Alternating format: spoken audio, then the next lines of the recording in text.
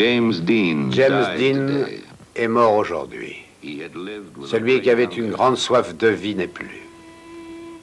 La présence de James Dean, personnage principal du film, a été possible grâce à l'utilisation des images cinématographiques de l'époque et des enregistrements de sa voix, et grâce à l'exploitation des photos de plateau.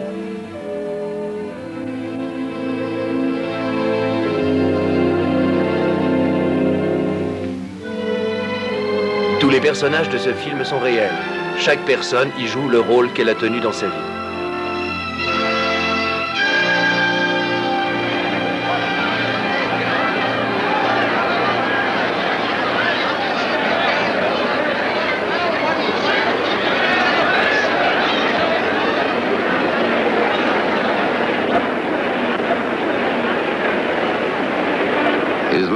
Son dernier film fut Géant. Il sortit plus d'1 an après sa mort. Et Hollywood lui réserva le plus bel accueil de toute la décennie.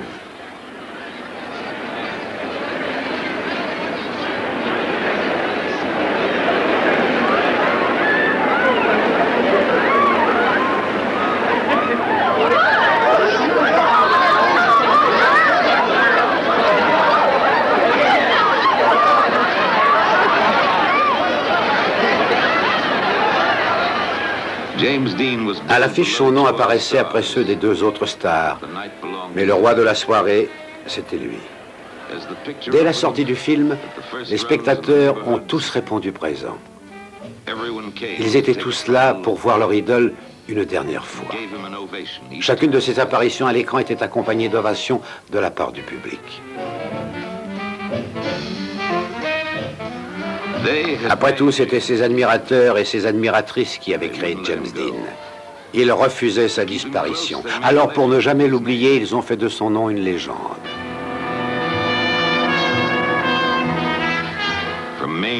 De l'État du Maine à Manille, de Tokyo à Rome, il semble exprimer des sentiments que la jeunesse de l'époque n'arrivait pas à expliquer. La fureur de vivre, la révolte et l'espoir.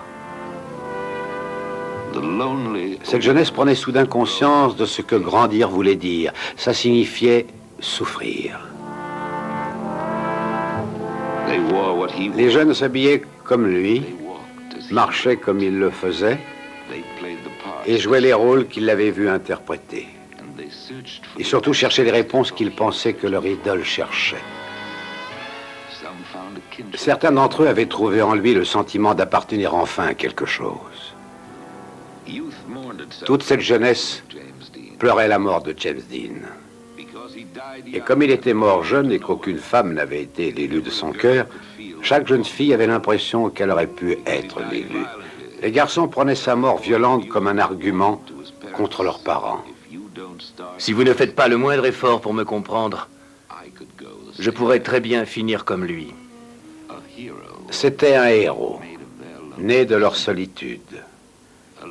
Une légende qui était le fruit de leur impatience, leur énergie, leur désespoir. Quel est le lien entre le héros et James Dean? Entre la légende et sa vie? À tous ceux qui ont fait de lui un héros et qui ont créé sa légende, nous dédions ce film en témoignage d'affection, comme une lueur d'espoir. Et s'il y a une réponse à la légende, alors c'est à tous ceux-là qu'elle appartient. Pour distinguer ce héros de la légende, il faut remonter dans le temps à Fairmont, dans l'Indiana, la terre de son enfance.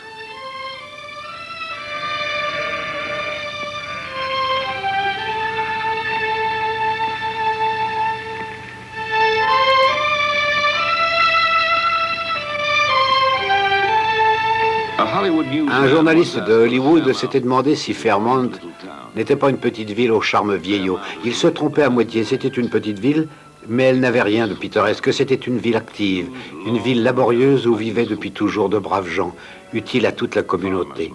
Et la plupart d'entre eux étaient fermiers. Celui-ci, par exemple, nous a dit « C'est une bien jolie petite ville, où il fait bon grandir, croyez-moi. » Il y a deux façons d'arriver à Fairmont.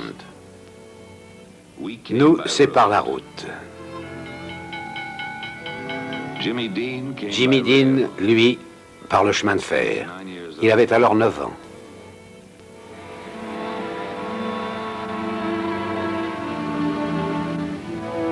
Et le corps de sa mère se trouvait dans le même train. C'était seul qu'il rentrait chez les siens.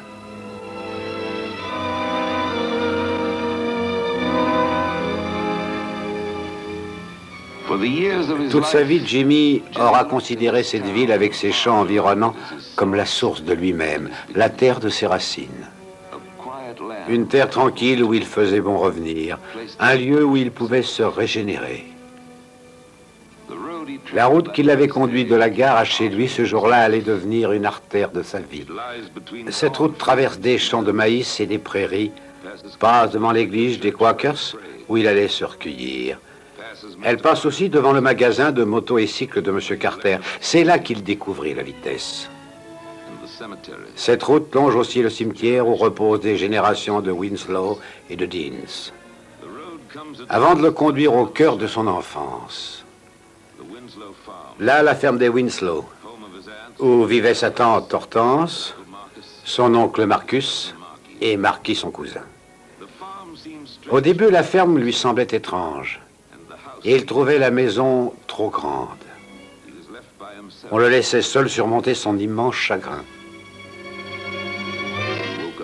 Il était torturé par le même cauchemar, se réveillait en pleurant. En fait, il rêvait de sa mère. Il rêvait sans cesse d'elle. Monsieur Winslow? Oui, Vous avez combien d'hectares? 175. Et qu'est-ce que vous cultivez? Du maïs principalement, mais aussi de l'avoine et du foin. C'est ici que Jimmy a grandi? C'est ça, oui. Il est arrivé à 9 ans, il est reparti à 18. Est-ce qu'il vous aidait à la ferme? Oh oui, beaucoup. Jusqu'à sa première année de lycée, il passait son temps à m'aider aux champs et à s'occuper du bétail. Quand avez-vous pour la première fois remarqué ses dons d'acteur? Oh, je dirais que ça remonte à sa dernière année de lycée. Il avait gagné le prix du Théâtre national de Pyrrhus en Indiana. Après, il a continué sur sa lancée. Il est allé à Longmont, dans le Colorado. Et comment expliquez-vous son talent? D'où le tenait-il? Eh bien, vous savez, c'est comme si vous me demandiez pourquoi une truie peut avoir 7 cochons alors qu'une autre en aura 15. Pourquoi la nature est ainsi faite? Et parlez-nous de votre maison. Elle est vieille, n'est-ce pas? Elle date de 1904 et il y a 15 pièces en tout. Venez avec moi, je vais vous présenter ma femme. Voici ma femme, Madame Winslow. Madame Winslow, pourriez-vous nous dire pourquoi Jimmy est venu vivre avec vous? Eh bien, sa mère venait de mourir et nous avions eu toujours beaucoup d'affection pour Jimmy. Alors, quand on a su que sa mère souffrait d'un cancer, nous avons demandé à son père qu'il nous envoie le petit. Par la suite, on a trop souvent lu dans la presse que son père s'était plus ou moins débarrassé de lui. Mais tout ça n'était qu'un tissu de mensonges. C'est nous qui voulions qu'il vienne. Ça nous faisait plaisir de l'accueillir chez nous. Et je dirais qu'il était content d'être avec nous en famille. L'ancienne génération de la famille du petit Jimmy vit à l'autre bout de la ville. Grand-père et grand-mère Dean. Ah, regarde ce qui est arrivé aujourd'hui par la poste. Oh, comme c'est magnifique. D'où cela vient-il? Du Japon, monsieur. Tenez, regardez ce qui est arrivé hier. Nous recevons des centaines et des centaines de lettres du Japon. Pourriez-vous nous montrer des photos de Jimmy bébé, Madame Dean? Voici une photo de Jimmy, il avait 2 mois.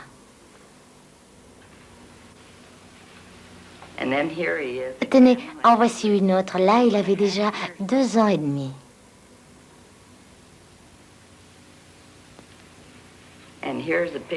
Sur celle-ci, on le voit sur un poney. Là, il avait 6 ans. Et c'était à l'époque où il vivait en Californie avec ses parents. Et là, c'est une photo de lui quand il jouait dans l'équipe de basketball de son lycée. Et ouais. Là, ça correspond à sa 3e année. Voici le lycée de Fairmont. Voici ce que nous a dit son entraîneur. Jimmy n'aimait pas qu'on le dirige. Il fallait faire attention quand je voulais lui faire des remarques. D'ailleurs, j'ai appris à ne pas lui en faire devant les autres. Une fois, il a marqué 40 points en 3 matchs. Jimmy Dean avait été un gros bébé. Mais pour on ne sait quelle raison, il était devenu un garçon de petite taille. C'est justement cette petite taille qui le poussait à mettre la barre toujours plus haut. D'abord le baseball, puis le saut à la perche, où il a battu le record du comté. Pour finalement abandonner cette discipline. D'ailleurs, oncle Marcus a une anecdote. À s'essayer comme ça au sport, Jimmy a cassé une bonne quinzaine de paires de lunettes. Dès que je lui payais une nouvelle paire, il la cassait. À cette époque-là, j'étais souvent convoqué chez le principal. Tellement souvent que je me disais, autant emménager dans son bureau. Pour la première fois de sa vie, Jimmy révélait une autre facette de son personnage. La peinture, il peignait les choses qu'il voyait, en essayant d'y mettre de la vie, des sentiments. Au moins une fois, il a réussi à réaliser cela. D'ailleurs, il avait fait un tableau représentant sa solitude. Et il n'était pas pleinement satisfait. Il se sentait plus chez lui sur une scène que n'importe où ailleurs, car là, il pouvait prétendre être quelqu'un d'autre. Adeline Nowell était son professeur d'art dramatique.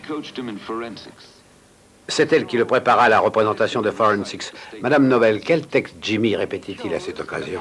Il avait choisi le texte de The Madame Stories de Charles Dickens. Et qu'est-ce qui le différenciait des autres, à votre avis? Eh bien, Jimmy, comme pour tout ce qu'il entreprenait, s'était plongé dans cette expérience corps et âme. Il utilisait à merveille ses yeux. Je dirais même que c'était ce qu'il avait de plus efficace. Et je crois que ce sont ses yeux qui ont le plus impressionné les professeurs qui le regardaient jouer.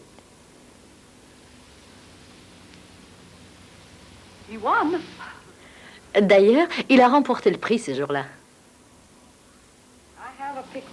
Ceci est une orchidée que Jimmy avait peinte pour moi.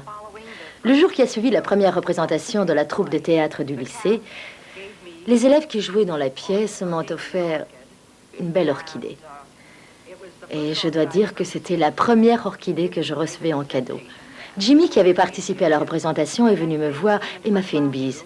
Le jour suivant, il est venu dans ma classe pour me demander l'orchidée. Je ne savais pas ce qu'il voulait en faire. Il l'a emmenée dans la salle de dessin et l'a peinte pour moi. Alors, j'ai décidé de garder précieusement ce souvenir. En me l'offrant, il m'a dit, comme ça, vous pourrez la garder pour toujours. Et je suis fière de l'avoir. Monsieur Carter, qui tient toujours le magasin de moto et cycle, nous a dit que Jimmy était vraiment fou de vitesse. Tout le monde l'appelait Dean Vitesse Grand V. Ça l'enivrait, ça le libérait. Monsieur Carter, pourriez-vous nous montrer la moto de Jimmy? Bien sûr, tenez, c'est celle-ci. Elle est la toute première moto qu'il a eue. Elle est de 1947. C'est un modèle de fabrication tchécoslovaque. Elle a un moteur d'une puissance d'1,5 cheval et elle peut atteindre la vitesse de 85 km/h. Quel âge avait-il quand il l'a eue? 15 ans. Il allait où avec cette moto?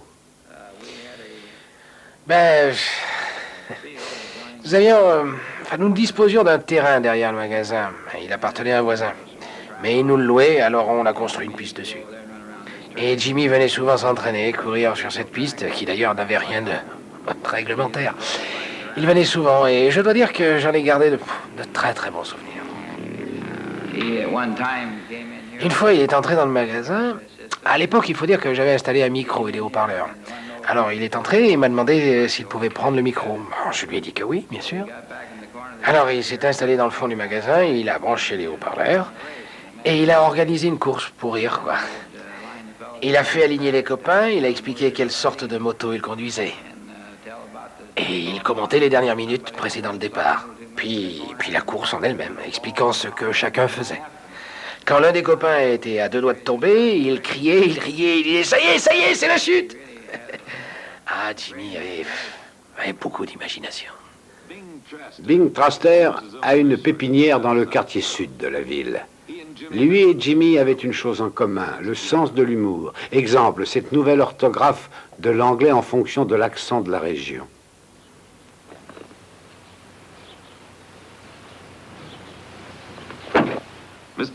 Monsieur Traster, avez-vous bien connu la famille Dean? Ah oui, très bien. J'ai connu 4 générations. Vous connaissiez Jimmy? Ah oui, il était avec toute une bande de copains et je les connaissais tous. Quelle impression vous donnait-il? À mon avis, Jimmy avait quelque chose dans la tête que les autres garçons de son âge n'avaient pas. La vieille ferme Dean est à environ 2 ou 3 kilomètres au sud. C'est là que son père est né et c'est là aussi que son grand-père avait passé toute sa jeunesse. Je ne sais pas s'il était né là-bas, mais son père à lui, enfin c'est-à-dire l'arrière-grand-père de Jimmy, vivait dans cette ferme. Cette vieille ferme avait beaucoup d'importance pour Jimmy. À chaque fois que ça n'allait pas, qu'il n'avait pas le moral, il enfourchait sa moto et fonçait à la ferme pour méditer. Ça lui faisait du bien de se retrouver là où ses ancêtres avaient toujours vécu. En fait, il avait des valeurs spirituelles que ses copains ne semblaient pas avoir. Mais qu'est-ce qu'il y a là-bas maintenant? Oh, de vieux arbres, quelques arbres fruitiers, beaucoup d'herbes, mais la ferme a changé de propriétaire depuis. C'est plus pareil. Parlez-nous de Cole Dean. Tout ce dont je me souviens, c'est qu'il était plus ou moins commissaire-priseur. C'était aussi un fermier. Un jour, il est allé à côté de Vanco, c'est au nord du comté de Wabash, pour assister à une vente aux enchères. Et le commissaire-priseur n'était pas là, alors on a demandé un volontaire et Cole s'est proposé. Il a été superbe, il s'en est tellement bien sorti que c'est depuis ce jour qu'il est devenu commissaire-priseur. C'était le grand-père de Jimmy. Non, c'était son arrière-grand-père. Non, c'était un gars qui était à peu près de ma taille, un peu plus épais, enfin c'était quelqu'un. Peut-on dire que c'est de lui que venait le talent de Jimmy? Oh, vous savez, il devait peut-être son talent à la famille Dean, ils étaient tous très artistes. Le vieux Cole, l'arrière-grand-père, était lui-même un homme de scène. D'ailleurs, il avait un cousin à Somerville, c'était à environ 8 kilomètres d'ici, en allant vers le sud. Et lui aussi était commissaire-priseur. C'était un homme qui avait toujours des histoires à raconter. Je ne sais pas où il allait les chercher. Toujours est-il qu'il faisait toujours rire tout le monde. Et Cole, c'était pareil. Ça semblait être une régénérescence pour le jeune James Dean que de se retrouver là où ses ancêtres avaient vécu. Été après été, Marcus le regardait grandir, il l'observait participer à chaque moisson. Et la moisson la plus fructifiante que sa ferme ait jamais connue, c'était ses enfants. Et il considérait Jimmy Dean comme l'un d'eux. Jimmy lui semblait être un garçon heureux, pas vraiment comme les autres, certes, mais pas aussi différent non plus. C'était un garçon qui aimait son jardin et qui aimait le faire fructifier. Un garçon qui aimait jouer avec son petit cousin Marquis, et qu'il considérait d'ailleurs plus comme son frère. Il aimait beaucoup les animaux, parce qu'il lui semblait qu'il l'acceptait tel qu'il était. Et parce qu'ils étaient gentils et inoffensifs. Il avait un chien qu'il avait baptisé Tuck, pour on ne sait quelle raison. Pourtant, aucun autre garçon n'était comme lui, il était le seul. Il avait son monde à lui, un monde secret, sur lequel il nous a laissé seulement 3 portes ouvertes. Celle de l'arbre dans son paysage désert, vers lequel il se tournait quand la solitude le gagnait. Celle de la tombe de sa mère sur laquelle il allait quand l'angoisse le laissait seul sans réponse, comme dans ses rêves. Et celle d'une coupure de presse qu'il avait conservée afin de suivre les étapes de la réalisation de lui-même. Voici ce que sont les besoins de l'homme complet. Le besoin d'amour et de sécurité. Le besoin d'expression créative. Le besoin de reconnaissance et d'amour. James Dean avait sculpté cette statue et l'avait appelée moi. Mais il ne lui avait pas fait de visage. À cette époque-là, il m'a semblé que quelque chose avait changé en lui. Il a commencé à se refermer sur lui-même. Il ne nous faisait plus partager ni ses joies ni ses peines. J'ai pensé que c'était peut-être une crise de puberté. Rien de ce qu'il faisait ne satisfaisait sa soif de vivre. Il envisageait de dire adieu à Fairmont et à son enfance. Et surtout, il ne tenait plus en place. Il fallait qu'il bouge, qu'il parte, quelque part. Et sur sa moto, toutes les routes lui semblaient idéales pour le conduire à la réponse qu'il cherchait. Comment appeler cette image, moi? Il fallait absolument qu'il trouve.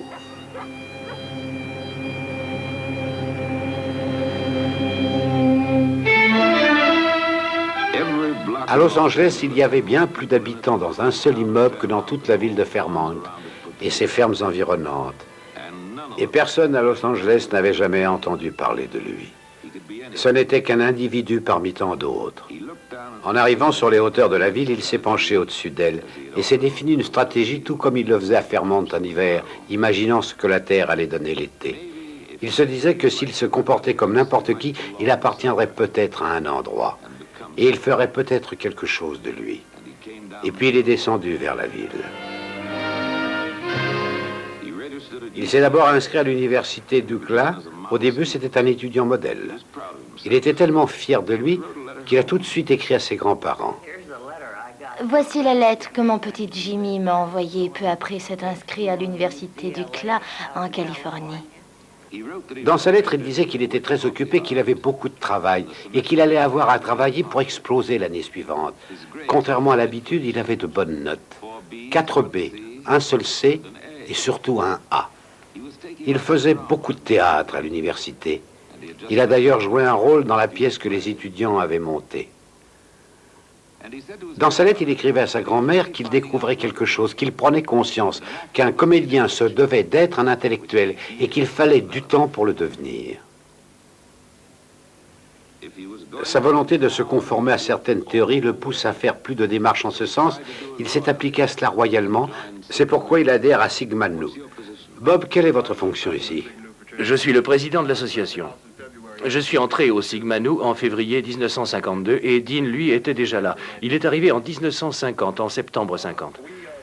Il y a quelques mois, nous avons fait des recherches dans nos fiches pour voir si on retrouvait quelque chose concernant James Dean. Et voilà ce que nous avons trouvé. C'est sa lettre d'adhésion au National. Et en regardant de plus près ses registres, nous avons remarqué qu'il y avait un déficit de 45 $, 4 mois seulement après son adhésion. 45 $ qu'il n'a d'ailleurs jamais remboursé. Et vous, John, quand avez-vous rencontré Jimmy? La première fois, c'était en 1950, pendant l'automne. Il m'a beaucoup impressionné. Je lui ai parlé plusieurs fois, et il semblait vraiment sincère, même s'il était réservé. Enfin bref, il s'est inscrit à l'association. Mais il était évident que les contraintes, le règlement de l'association lui pesaient. Par exemple, il ne supportait plus, après quelques semaines dans l'association, les réunions du lundi soir. Et ça a été le début de ses problèmes avec notre association. D'ailleurs, c'est ce qui a causé la rupture entre lui et les autres membres. Tout ça s'est terminé par une bagarre avec l'un d'entre nous. Il est parti en claquant la porte et on ne l'a plus jamais revu depuis. Qui suis-je, se demandait-il. Je ne veux pas être seul. Et je ne veux pas être différent. J'ai besoin des autres, mais je ne peux m'empêcher de les rejeter. J'ai tellement d'amour à donner. Il est allé contempler l'océan, à la recherche d'une réponse. Il était jaloux de sa puissance, de son pouvoir.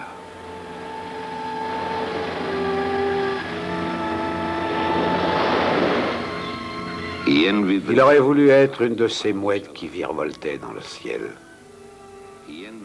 Il enviait leur liberté et leur vol solitaire.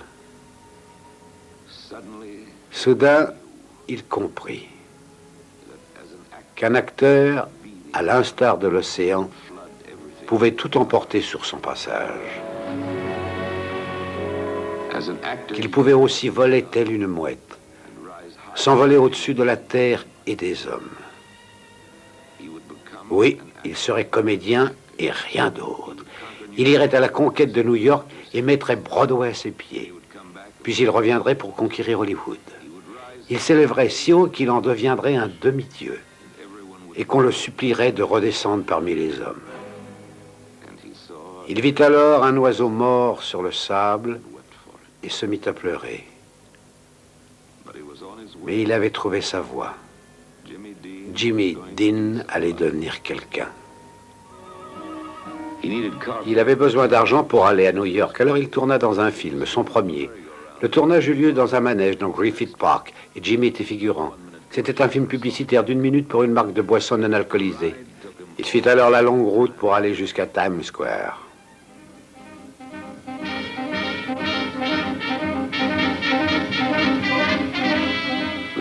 La ville grouillait de ses 9 millions d'habitants. Et il essayait d'absorber tous ces visages. Il les croisait partout, dans le métro, dans les bars, sur les quais, à Greenwich Village, dans les quartiers malfamés, enfin partout. Il essayait de ressentir leurs émotions, l'amour que l'on donne et l'amour que l'on reçoit.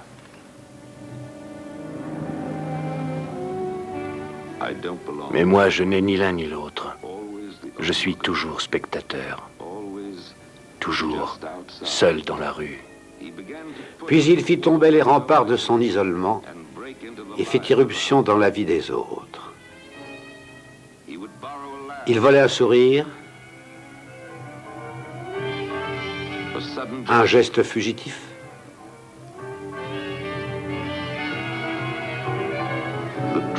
le masque de la souffrance. Il se nourrissait des autres, il les dévorait. Il les dévorait pour se créer un visage d'acteur. Son appétit était insatiable tant qu'il se sentait vide, autant que sa valise. Pour lui, le sommeil était une perte de temps. Dormir, c'était passer à côté de quelque chose. Il avait peur de la solitude, peur de ses rêves. C'est pourquoi il rôdait dans la nuit tel un fauve.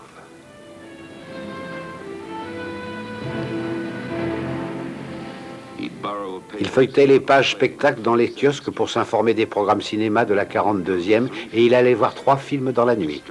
Et il n'en sortait qu'au petit matin.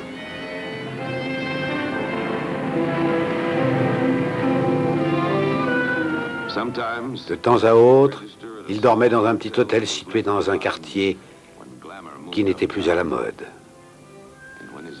Et quand son argent filait, il filait aussi. Finalement, il trouva un second foyer où il était toujours le bienvenu. C'était le Jerry's Bar.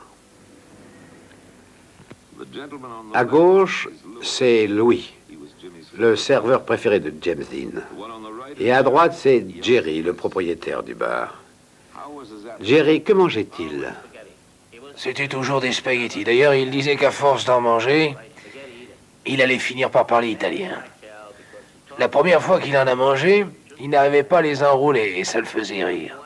Je lui ai montré comment faire et il avait beau essayer, mais il n'y arrivait pas. Et moins il y arrivait, et plus ça le faisait rire. Après, il se débrouillait aussi bien qu'un bon napolitain. Et vous, Louis, vous vous souvenez de lui? Oui, je m'en souviens très bien. Il venait à chaque fois qu'il était à sec, qu'il ne savait pas où aller. C'était à ses débuts. Il me demandait toujours si c'était possible d'avoir une assiette de spaghettis, si le patron n'avait rien contre. Et le patron disait oui, bien sûr. Alors je lui apportais. Mais il ne vous a jamais rien demandé d'autre? Si, il m'a plusieurs fois demandé de lui prêter de l'argent. Mais il me remboursait toujours, dès qu'il décrochait quelque chose. Bon gars. Et il m'avait dit que si ça marchait pour lui, il ne m'oublierait pas. Mais je crois que vous avez une petite anecdote à nous raconter. Vous voulez parler de la fois où il est arrivé avec une bouteille de champagne? Eh bien, un soir, il est entré avec 3 de ses copains. Il avait une bouteille de champagne enveloppée dans du papier.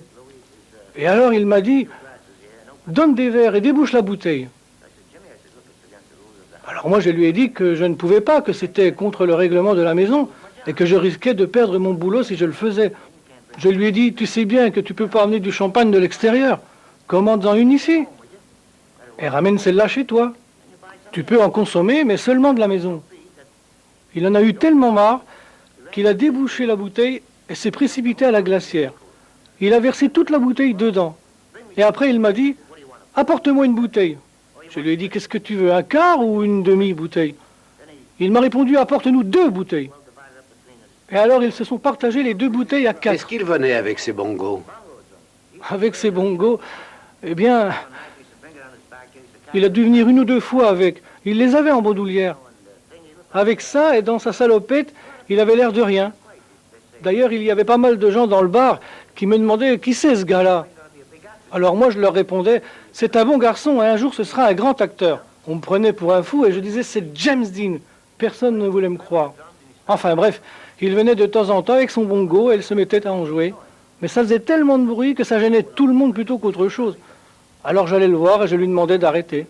Ah, ça lui plaisait pas que je lui dise ça. Ah, c'était un garçon... on avait du mal à le comprendre. James Dean disait que derrière les briques et le béton se cachait une ville merveilleuse et généreuse. Une ville pleine de gens remarquables, tous plus fascinants les uns que les autres. Des gens avec qui il voulait travailler. Des gens qu'il voulait connaître. Des gens dont le nom brillait en haut des affiches. Comme il espérait qu'un jour le sien brillerait, il souhaitait que tous ces gens le respecteraient à leur tour.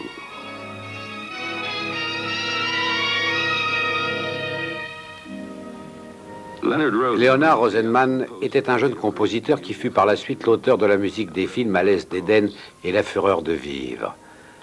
En raison de leur petit budget, ils partagèrent un appartement. C'était un 5e étage, avec des hublots comme dans un bateau. Jimmy appelait ça un panier à trous avec des murs. Il suffisait à James Dean de se coller le visage contre une fenêtre et d'ouvrir grand ses yeux pour avoir une superbe vue sur Central Park. Ça n'avait rien à voir avec l'Indiana, mais c'était plein d'arbres au pied desquels il aimait s'asseoir. À cette époque, il s'imaginait qu'il était un grand penseur. Un acteur doit tout savoir, tout connaître sur tout ce qui nous entoure, disait-il. Mais dans sa course effrénée vers l'inconnu, il s'arrêta brusquement. Il était devenu sédentaire suffisamment longtemps pour se lier avec une jeune femme. Arlene Sachs. Je le connaissais, oui. Une fois, je lui ai dit que je l'aimais, mais il a fait semblant de ne pas avoir entendu. Et puis, il m'a dit, tu ne peux pas m'aimer, et je crois que personne n'en est capable. Nous aimions écouter de la musique classique tous les deux, les concerts de Bartók, du Mozart.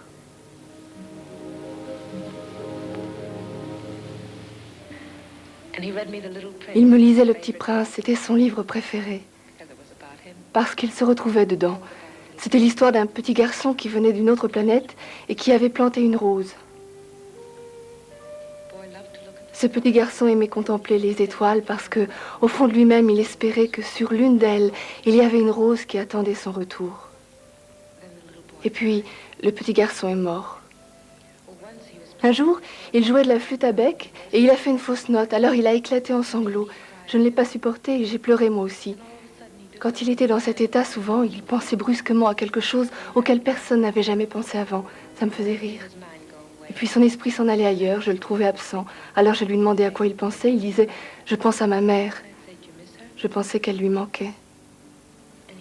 Mais il changeait de conversation et me disait « Viens, on va manger un sandwich ». J'avais l'impression que ce que je devais faire, c'était d'ouvrir la fenêtre et lui dire « Envole-toi, bel oiseau ». Il parcourait la ville à la recherche d'un travail. Il écrivait souvent à sa famille dans l'Indiana. Dans ses lettres à sa tante Hortense, il commençait toujours par « Ma chère maman ». Il écrivait qu'il se sentait honteux de toujours avoir besoin de quelque chose d'eux, mais que si elle comptait lui envoyer un cadeau pour Noël, il préférerait que ce soit de l'argent. Dans toutes ses lettres, à sa tante, à sa grand-mère, il disait qu'il n'oublierait jamais ce qu'ils avaient fait pour lui, et qu'un jour, il leur rendrait grâce au succès qu'il espérait qu'il n'aurait pas longtemps à attendre. Enfin, ce jour-là est arrivé. Un soir, c'était un dimanche soir, si je me souviens bien. Je suis arrivé au bar. D'ailleurs, il pleuvait à verse. James Dean était là, et il avait une salopette et des baskets. Il était trempé jusqu'aux os. Il avait la chemise ouverte. On aurait dit un bûcheron. Il n'était pas rasé, mais avait les cheveux en bataille. Il a commandé un double scotch. Alors Louis l'a servi. Je lui ai dit, ça va, tout se passe bien pour toi? Comme c'était un gentil gars, je lui donnais souvent des conseils, vous comprenez. Mais ce soir-là, il m'a dit, ce soir, il faut absolument que je sois à la hauteur. Alors je dois être détendu. Il m'a dit ça en souriant. Je lui ai demandé, mais qu'est-ce que tu dois faire? Je croyais qu'il allait faire une bêtise. Mais il m'a dit, j'ai quelque chose à faire qui va vous surprendre. Le moment venu, il s'est levé. Et alors il a dit, il faut que j'y aille, j'en aurai pas pour longtemps. Allume la télévision sur telle chaîne. Tu n'as que ça à faire et tu me verras dans G-Man in Action. T'es un type qui supportait bien l'alcool. Ce soir-là, il avait bu, mais ça se voyait pas. Il est revenu au bout de 20 minutes. Et il pouvait pas s'arrêter de rire. Alors il m'a dit, maintenant c'est toi qui vas me payer un double scotch.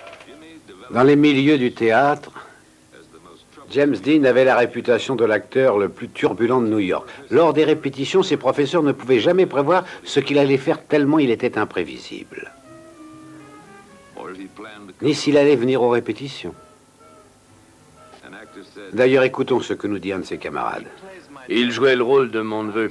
Et je devais dire en parlant de lui, excusez-le si sa conduite est un peu bizarre. Mais comment pouvais-je dire un peu bizarre alors que l'homme que j'avais en face de moi était complètement fou? James Dean se demandait pourquoi il agissait ainsi, mais il ne trouvait pas la réponse. Il ne voulait pas s'arrêter à la télévision. Il était attiré par un petit bâtiment dans une petite rue. Il y pensait sans cesse, il tournait autour. C'était là que se trouvait l'Actor Studio. C'était là que Lee Strasberg enseignait, de même que Elia Kazan. Il pensait que pour être le meilleur, il lui fallait se former auprès des plus grands. Il fallait qu'il prépare son entrée. Alors il a fait une expérience nouvelle pour lui. Il s'est fait couper les cheveux et a suivi des cours de danse. Il pensait que ça l'aiderait à trouver une certaine légèreté, une certaine grâce.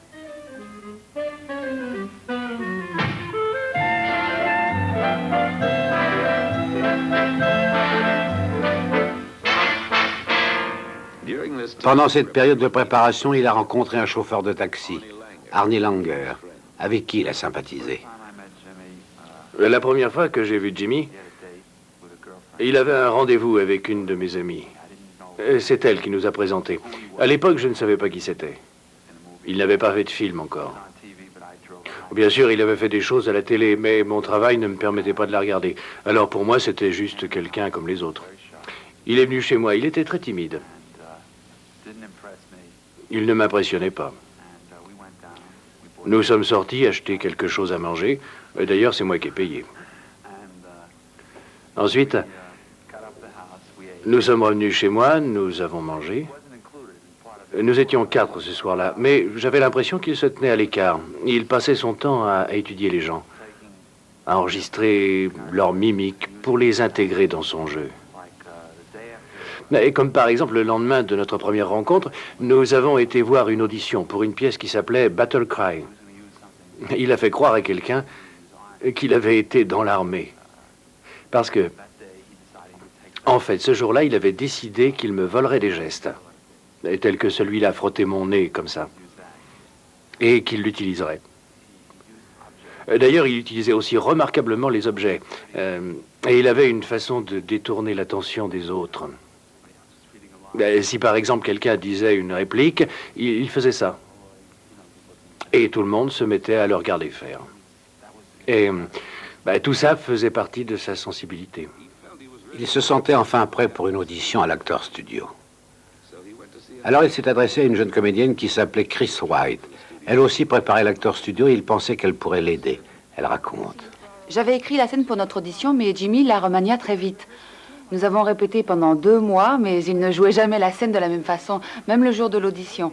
Mais son improvisation était tellement surprenante ce jour-là que nous sommes restés sur scène 3 minutes de plus que les autres.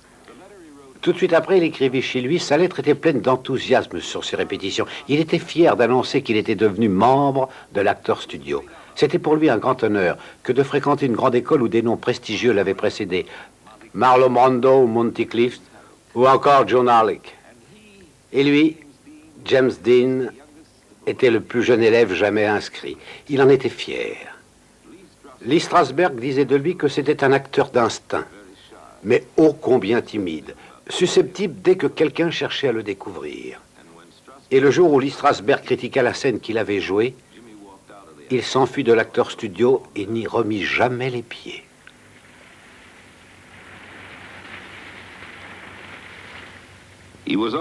Puis on lui proposa son premier contrat pour une pièce à Broadway. Monsieur Ross faisait office d'attaché de presse pour la pièce Six de Jaguar. Je regrette de dire que pour son premier bain public au théâtre, James Dean n'a pas spécialement fait une bonne prestation. La première eut lieu un jeudi soir, si mes souvenirs sont bons, et la dernière eut lieu le samedi de la même semaine. Les critiques n'ont pas aimé. Puis il apparut dans L'Immoraliste, la pièce d'André Gide, mise en scène par Ruth et Auguste Goetz. James Dean figura au milieu d'une excellente distribution. Geraldine Page, Louis Jourdan et David G. Stewart. Il tenait le rôle d'un jeune arabe et il devait danser avec beaucoup de sensualité. Son personnage avait toujours vécu dans le désert et faisait irruption dans la vie d'un couple, s'interposant entre le mari et la femme. Et finalement les détruisait.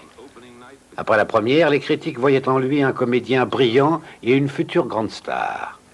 Ça lui rappela l'océan dont il avait été jaloux et les mouettes dans le ciel.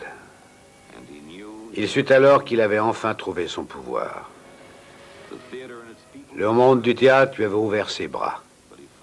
Mais 2 semaines après la première, il quittait la pièce à la suite d'une empoignade avec le producteur. À Broadway, il avait la réputation d'être un rebelle. Il s'était privé lui-même de tout ce dont il rêvait le plus au monde. Il s'était privé du plaisir que son succès pouvait lui procurer. Tout comme le respect qu'il pouvait inspirer à ceux qui l'admiraient au plus haut point. Il s'en était privé.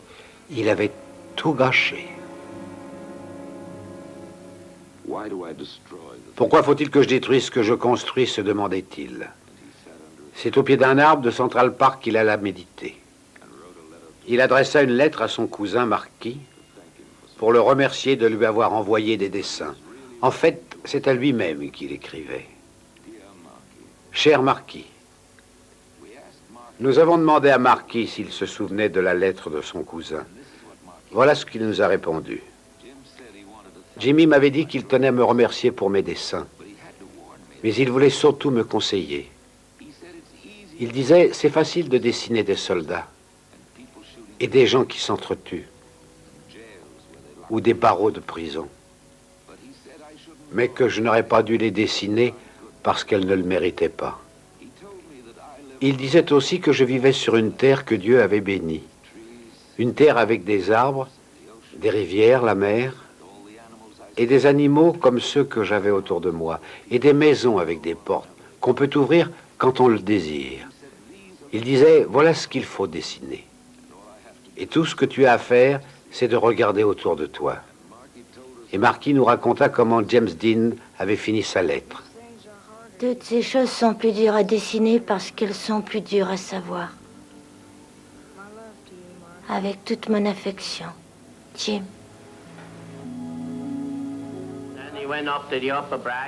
Un jour, il a décroché un gros contrat et on ne l'a jamais plus revu. Il est parti faire du cinéma. Quand l'avez-vous vu pour la dernière fois? La dernière fois, avant qu'il parte en Californie, à Hollywood, pour tourner dans un grand film. Nous avons fêté son départ et je ne l'ai plus jamais revu. Tout le monde dans le bar me demandait « Mais qui c'est ce gars-là » Et moi je répondais « C'est James Dean. C'était quelqu'un. Je ne sais pas, on avait du mal à le comprendre. » Il s'envolait pour rejoindre l'équipe d'Elia Kazan.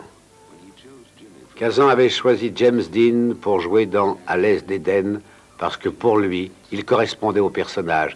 Il était à la fois rebelle et un grand solitaire. Et il était méfiant. Rares étaient les personnes à qui il ouvrait les portes de son monde intérieur. Envole-toi, bel oiseau, envole-toi. Envole-toi, bel oiseau.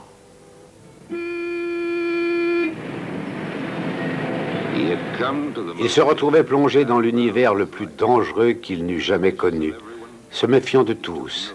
Il notait le nom de ses éventuels ennemis, l'œil scrutateur, l'oreille impitoyable, le public. Méfiance, disait-il, il pourrait m'abîmer. Il pourrait m'écraser, pourrait me pétrir, et mieux me remodeler à leur image. Il s'installa dans sa loge au studio.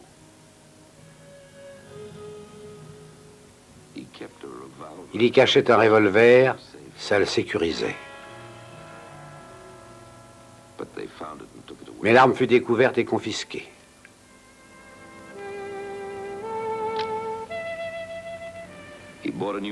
Il fit l'acquisition d'une nouvelle moto. Il avait toujours cette soif de vitesse en solitaire. Il portait toujours ses vieux vêtements parce qu'il avait besoin de se raccrocher à quelque chose de familier dans un univers qui lui était étranger. Jamais il n'aurait jugé quelqu'un à ses habits. Mais ce n'était pas le cas d'Hollywood. Quand il sillonnait les rues de la ville, comme il l'avait fait à Times Square, tout Hollywood s'exclamait. Hey, regardez ses bottes. Mais pour qui se prend-il? Marlon Brando? Mais plus on le critiquait, plus il refusait de se plier. Il avait le sentiment de posséder si peu qu'il lui fallait défendre ses choses avec la dernière fermeté. Il attachait de l'importance au bien matériel.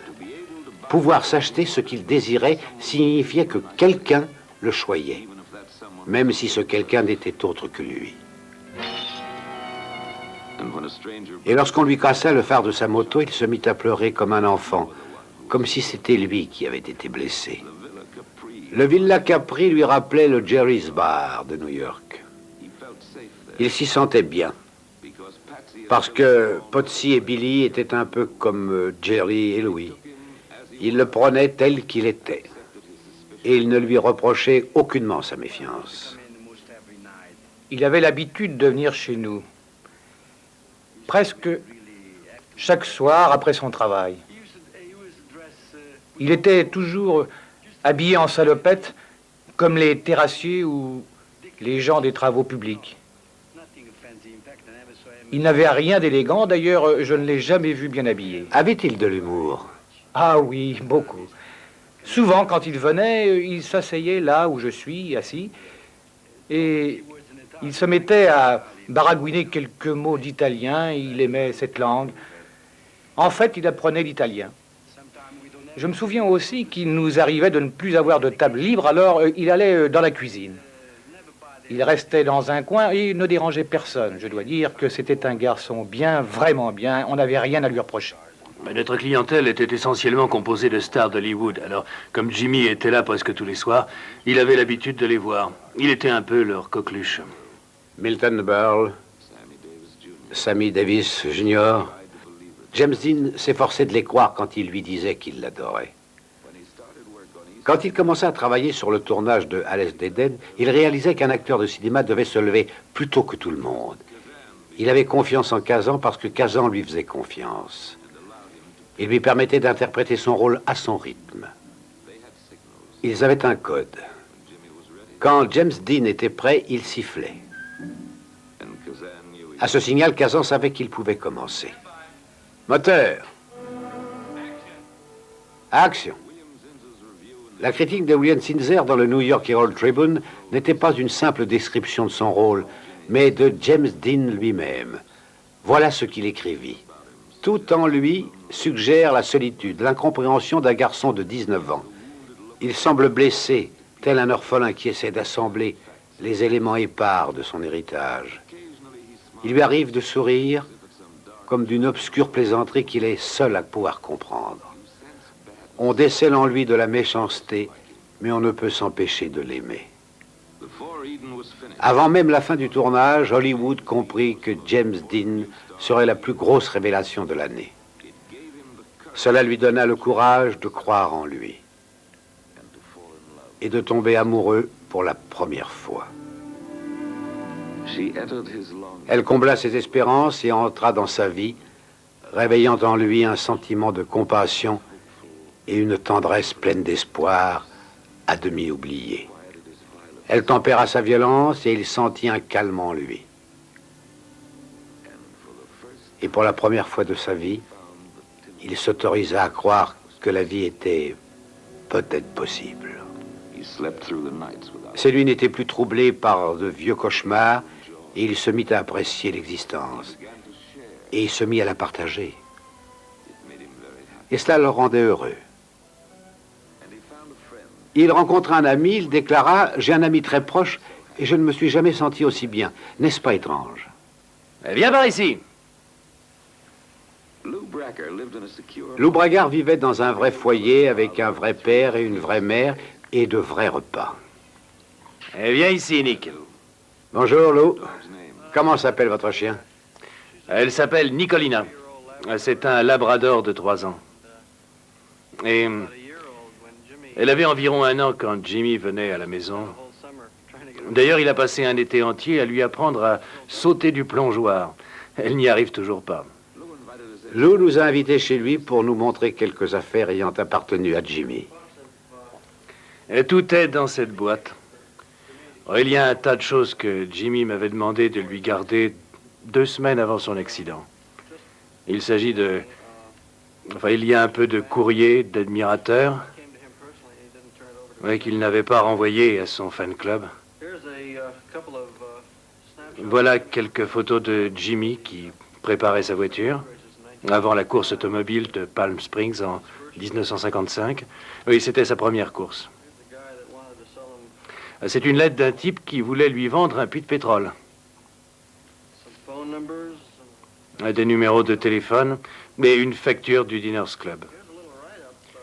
Mais voici un petit article écrit après la course de Palm Springs. C'est écrit « La 3e place revient à James Dean, l'acteur de cinéma, qui participait à sa première course dans un speedster Porsche. » Ça, c'est un petit mot de sa blanchisseuse disant que sa chemise était fichue et qu'elle ne pourrait pas la ravoir. Un relevé de banque avec un numéro de téléphone. D'autres numéros. Ça vient du syndicat des acteurs de cinéma disant qu'il n'a pas payé sa cotisation. Encore des numéros de téléphone. Je me demande comment il faisait pour ne pas les perdre et où il avait mis le vôtre. C'était sa façon à lui de classer les choses, en vrac dans une boîte. Et ça vous étonnera peut-être d'apprendre que Jimmy s'intéressait beaucoup aux affaires. Il avait toujours voulu fonder sa propre compagnie. À vrai dire, il voulait devenir metteur en scène parce qu'il avait l'impression qu'il disposerait de plus d'espace pour pouvoir s'exprimer en tant que metteur en scène plutôt qu'en tant qu'acteur.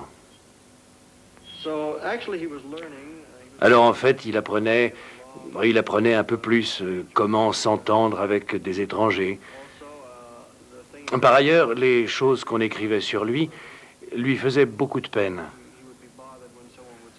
Ça l'ennuyait que quelqu'un dise qu'il était près de ses sous et qu'il était irrespectueux parce qu'en fait, il ne l'était pas. Il prenait ses silences pour des signes de je m'en foutisme. Mais il ne voyait pas ou il ne voulait pas voir et qu'il s'agissait d'un garçon timide qui ne savait pas comment faire le premier pas. Et eux, au lieu d'essayer d'aller vers lui, ils se contentaient de le descendre en flammes. C'était à croire qu'il devait toujours perdre ce qu'il chérissait le plus. Il en avait toujours été ainsi, il en sera toujours de même. Ainsi soit-il. Il se remit à errer dans la nuit, à la recherche d'un refuge où décharger sa peine, mais il n'en trouva point. Il s'offrit donc un cheval, lui procura un peu d'avoine et un peu d'affection. L'Oubragar en a hérité. Il galope maintenant dans les prairies de Santa Barbara. Il trouva un peu de réconfort en pilotant la Porsche qu'il s'était achetée en guise de consolation.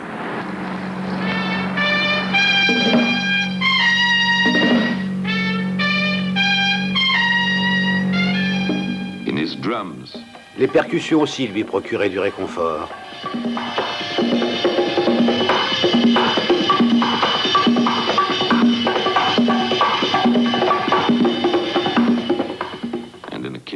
Tout comme cet élève à qui il donnait des cours de temps à autre, Glenn Grammer, un jeune acteur. Que se passait-il quand personne ne faisait attention à lui? Pour des rendez-vous, par exemple. Eh bien, je ne sais pas grand-chose de ces rendez-vous.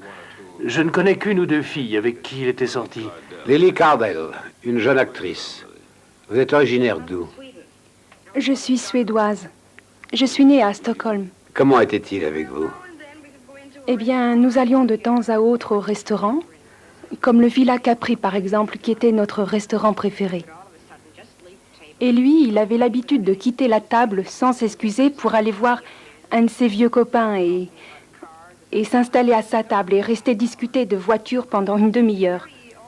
Il était également très lunatique. Il pouvait rester plongé dans ses pensées et les abandonner brusquement à la minute qui suivait pour se mettre à rire et à danser, à faire le pitre.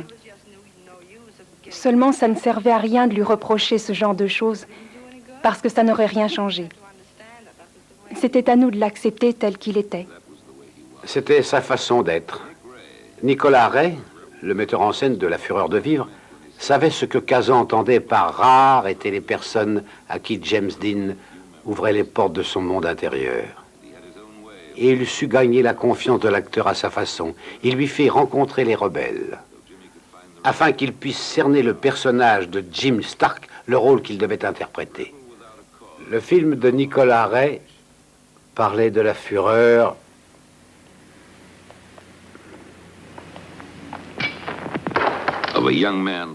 d'un jeune homme qui souffrait et de sa lutte pour donner de l'affection à un jeune laissé pour compte qui avait besoin de lui, ainsi qu'à une jeune fille qui n'avait jamais connu l'amour. Le personnage qu'il interprétait lui permettait d'exprimer les choses que lui, James Dean, devait garder pour lui. Mais une fois le film achevé, Jim Stark disparut. Le spectacle était terminé. Tout comme l'arbre dissimulait la forêt, le succès n'était rien d'autre qu'une feuille dissimulant l'arbre de sa solitude. Après chaque rôle, l'arbre se retrouvait nu. Et l'hiver revenait le transir. Il savait qu'il ne pourrait jamais échapper à sa douleur, mais qu'une intense activité lui permettrait de l'oublier. Il se levait chaque jour, confiant et plein d'espoir, et essayait de se rattacher éperdument à la vie en s'ingéniant à la saisir avec son objectif. Il s'intéressa à la corrida parce qu'il s'identifiait à un matador. Une silhouette solitaire qui attirait le danger jusqu'à ses genoux.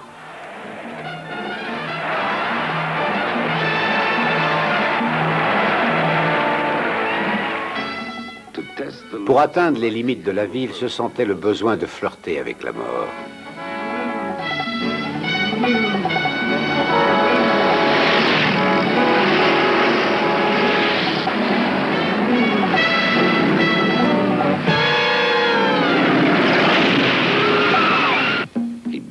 Il battait le rythme de sa vie sur son bongo. Il riait. Le fracas de ses expériences diverses retentissait dans son existence d'alors.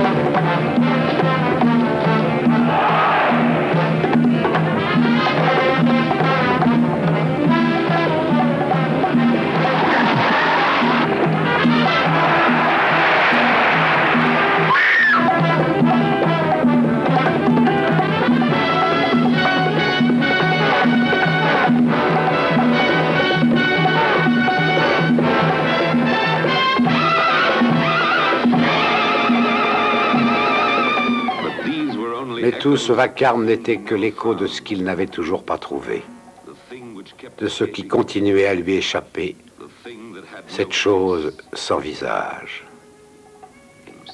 qui n'était autre que lui. La star qu'il était avait besoin de retour aux sources. S'il voulait continuer dans la vie de Hollywood, il lui fallait d'abord se retrouver seul avec lui-même à Fairmont. Il voulait savoir pourquoi son succès ne lui apportait pas le bonheur. Pourquoi il perdait toujours ceux qu'il aimait. Un ami écrivain avait éclairci cette question une semaine auparavant, car ils avaient dîné ensemble. Non, je ne peux pas t'expliquer, mais je crois que je peux faire un croquis de toi si tu le veux bien. Tu vois, ça, c'est ce que nous avons tous, mais que nous ne voulons révéler à personne. C'est extrêmement fragile. C'est le refuge de nos secrets, si on peut appeler ça comme ça. Et c'est ce que nous avons à protéger. En général, nous construisons des murs tout autour. des miroirs, comme ceci. Et si nous nous méfions de quelqu'un, nous les utilisons pour ne pas être atteints. Seulement toi, voilà ce que tu as. Les miroirs ne te suffisent pas. Alors tu as ajouté ça, une seconde enceinte. Elle est parsemée d'épines, d'arêtes ou d'éclairs électriques afin d'éblouir les gens et qu'ils se disent « Mon Dieu, ce qu'il est difficile à cerner, mais observons-le de plus près. » Là, tu rencontres un metteur en scène que tu respectes et là, tu agis comme un fou. Et c'est ce qui l'effraie. Là, tu rencontres un homme d'affaires et tu te dis « J'aimerais en être un moi aussi. » Là, tu rencontres un compositeur et tu dis « Mais bon sang, s'il y a une chose que je veux devenir, c'est bien compositeur. » Alors, tu es un homme d'affaires et un sculpteur, un matador, un compositeur, etc. Mais ça n'est pas toi. Tu ne donnes jamais à personne la possibilité de t'aimer ou de ne pas t'aimer, parce que tu ne leur permets pas d'aller au-delà du premier mur. Tu ne dis jamais « Venez par ici et vous pourrez voir le vrai James Dean. » Qu'est-ce que tu caches au milieu ? Pourquoi tu repousses les gens? Pourquoi tu penses que tu ne mérites rien? Pourquoi tu t'imagines que tu es si faible et que s'ils entrent dans ton monde intérieur, ils ne trouveront rien et te laisseront tomber? Est-ce pour cela que tu les repousses avant qu'ils ne s'approchent trop? Tu crois que tu n'es que du vide? Est-ce pour ça que tu as aussi peur? En réponse, il dit à cet ami que ce qu'il souhaitait vraiment, c'était de devenir écrivain. Et s'envola pour l'Indiana.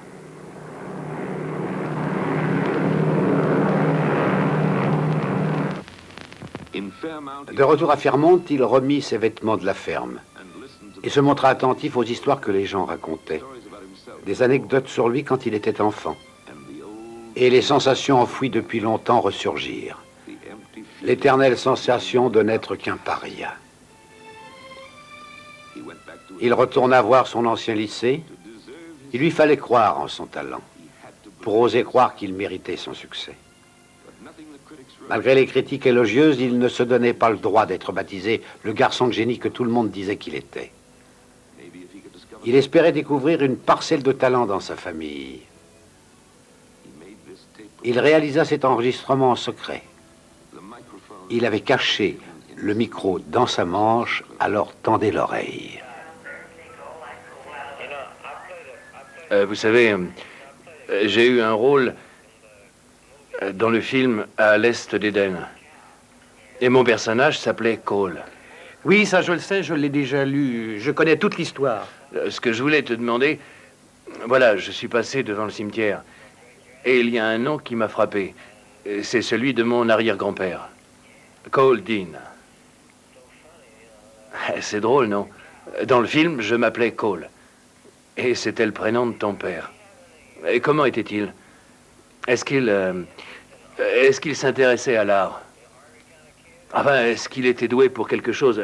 Tu veux pas m'en parler? Il était commissaire-priseur, l'un des meilleurs. C'était l'un des meilleurs que j'ai jamais entendu et j'en ai entendu plus d'un, tu sais. Qu'est-ce qu'il faut pour être un bon commissaire-priseur? Comment? Non, comment on devient bon commissaire-priseur? Ah, il faut savoir évaluer une bête, il faut savoir juger les hommes aussi. Il faut un don pour ça, quoi. Et comment on fait? Fais l'annonce. Tu peux le faire? Ah ben disons que tu ouvres les enchères avec 5 $. Ouais. Alors toi, qu'est-ce que tu dis? Tu dis 5 $, 6 $ et... Bon, voilà comment on fait. Si on ouvre les enchères à 5 $, ça donne 5 $. 5 $ une fois, qui dit mieux? 5 $ deux fois, qui dit mieux? 5 $ trois fois, qui dit mieux? Personne à ma gauche, personne à ma droite. 5 $ trois fois, j'ai vendu. Et voilà comment on fait, c'est tout simple. 5 $ une fois, qui dit mieux? 10 $ deux fois, qui dit mieux? 10 $ trois fois, qui dit mieux? 10 $ trois fois, j'ai vendu. Je vais te dire ce qui tue un commissaire-priseur, tu vois, petit. Je le sais parce que j'ai connu beaucoup de gens de cette sorte, tu comprends. Beaucoup finissent par avoir trop confiance en eux et ils tirent sur la corde et ils croient qu'ils vont s'en sortir, mais c'est pas vrai. Parce que dès que les gens s'en rendent compte, qu'ils s'aperçoivent du subterfuge, ils ne leur font plus confiance, ils leur tournent le dos et ils l'ignorent. C'est ça qui les tue tous. Oui, c'est ce qui tue les acteurs aussi. C'est exactement pareil. Il nous faut être honnêtes. Mais il ne put se contenter de cette relation avec Cole Dean. Quand il observait Marquis, il recevait l'image de sa propre enfance.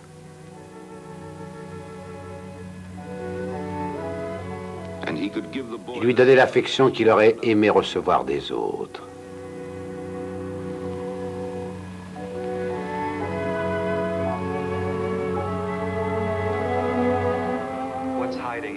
Et qu'est-ce que tu caches au milieu? Pourquoi est-ce que tu repousses les gens? Pourquoi crois-tu que tu ne mérites rien? Parce que je suis un mauvais, disait-il.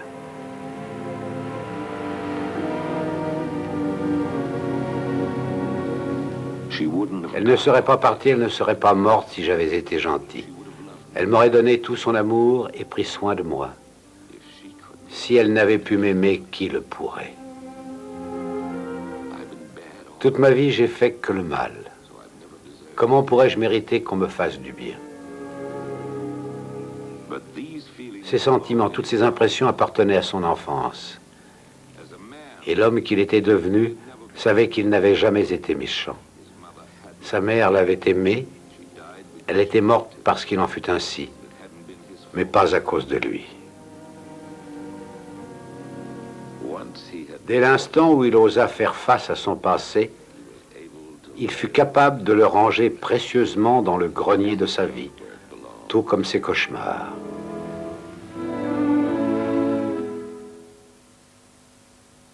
Il observa la statue qu'il avait modelée et réalisa que le visage qu'il avait toujours cherché avait toujours été là. C'était une bonne tête, un gentil visage.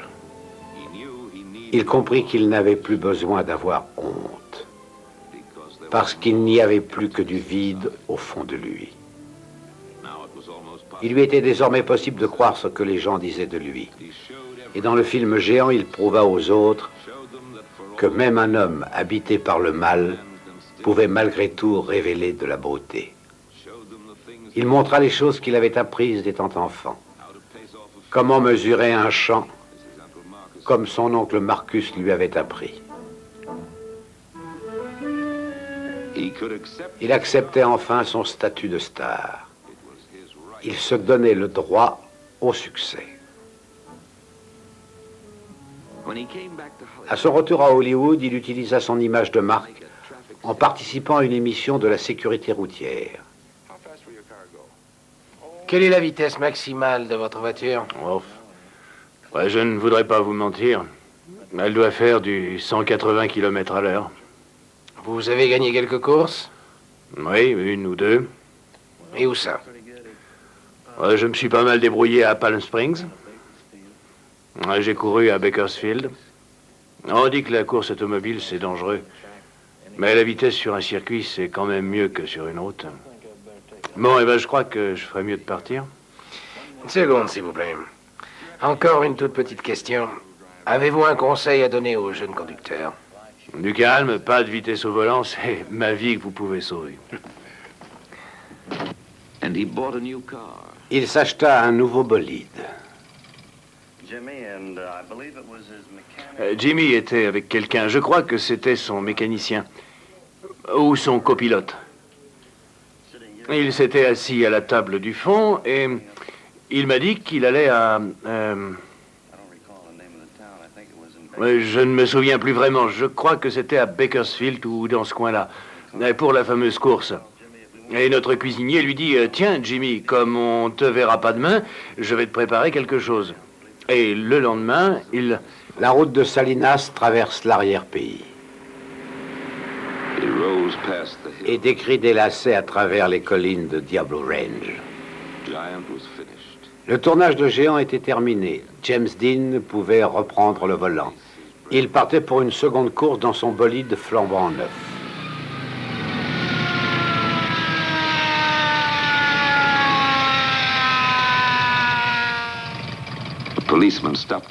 Il se fit arrêter pour excès de vitesse.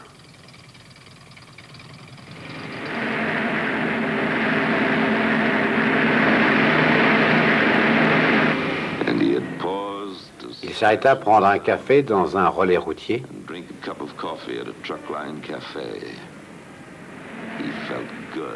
Il se sentait bien. Il savait que quelqu'un prendrait soin de son chat et de son cheval pendant son absence.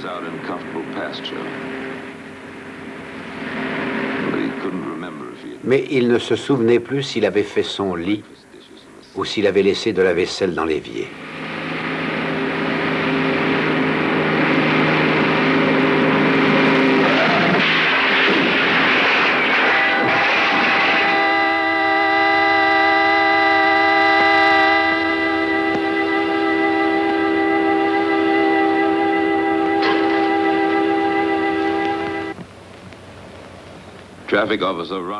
Ronald Nelson, motard de la police de Californie, lit le rapport qu'il écrivit sur le lieu de l'accident. J'ai reçu l'appel à 17h55.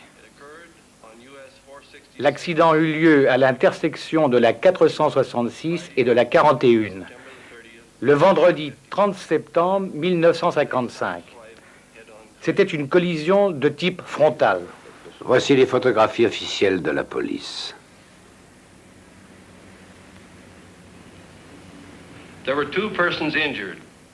Il y a eu 2 blessés et 1 mort. Le premier blessé était Donald Jane Turnispeed. C'était le conducteur de la voiture 1. Le second blessé était Rolf Wuthering, passager du véhicule de M. Dean. Le mort s'appelait James Baron Dean, mort avant son arrivée à l'hôpital. Il retourna à ses sources, à son lieu d'origine. Une terre paisible, une terre où il aimait se régénérer. Marquis dit: Il est revenu 5 fois chez nous, en comptant la dernière. La ville s'était tue.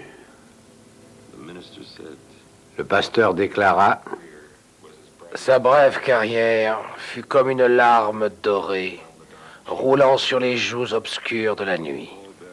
Les membres de son équipe de basket portèrent son cercueil. De toutes les moissons que la ferme avait produites, la plus belle, c'était lui. À quoi se résume sa vie? À peine 300 mois. 300 mois à vivre. À 24 arbres de Noël. À des milliers de matins.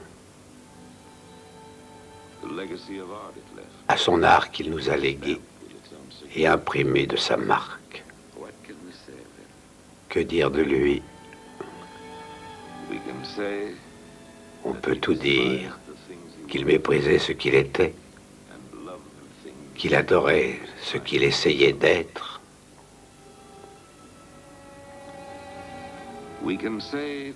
On peut également dire qu'il nous a laissé 2 cadeaux bénis. Il était capable de ce que peu de gens de sa génération ont fait avant lui. Apparaître dans une salle obscure et que chacun sache qu'il ne sera plus seul désormais. Il pouvait révéler cette qualité unique que la plupart d'entre nous dissimulent, ce sens merveilleux de notre inexprimable douceur. La dernière fois qu'il a fait ce cadeau, c'était dans une scène de À l'Est d'Éden. Une scène unique. James Dean se trouve dans l'ombre au début de la scène. He doesn't love me, never has. This is my son. Aaron, that is, thinks I got a great idea here.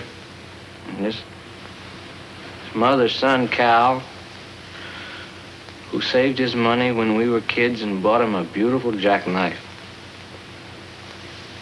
And you got him a lousy, mangy little old dog you picked up somewhere.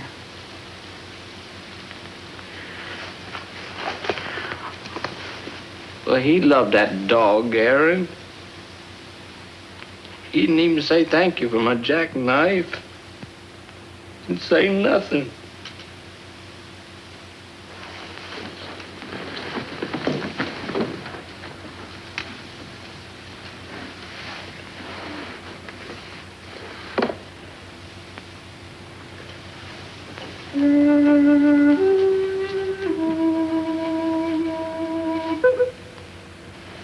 What have you ever done to deserve Dad's love?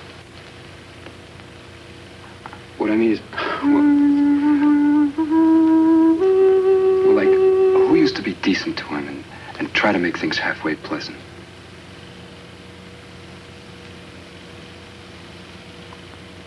You did?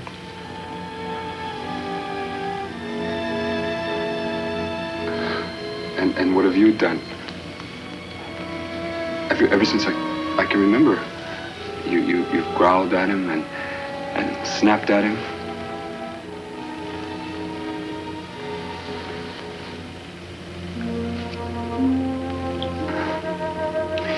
You can't win anybody's love by fighting them every minute, Cal. You gotta fight with them. You gotta show them that you're on their side.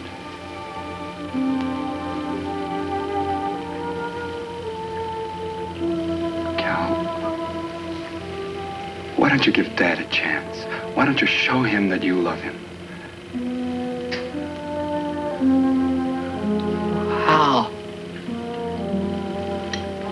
It's so easy. Just tell him. Show him. Why don't you do something for him?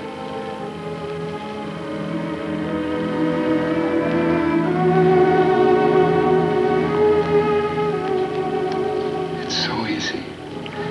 You'll see it's the simplest thing in the world. I know it. I know it is, Aaron. Les mots de James Dean sont sa meilleure épitaphe. J'essaie de trouver le courage d'être tendre. Je sais que les gens qui sont violents ne sont que des faibles. Seuls ceux qui sont doux et gentils sont forts.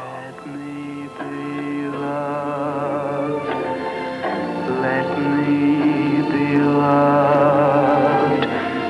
Let someone care for me. Let someone know. Nous remercions la Fondation à la mémoire de James Dean et la ville de Fairmont dont la participation a rendu ce film possible. La Fondation à la mémoire de James Dean attribue une bourse à tout jeune talent afin de l'aider dans sa carrière créatrice.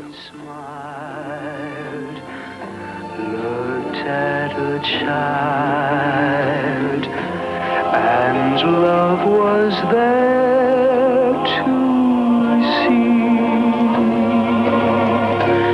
Life was so wonderful there.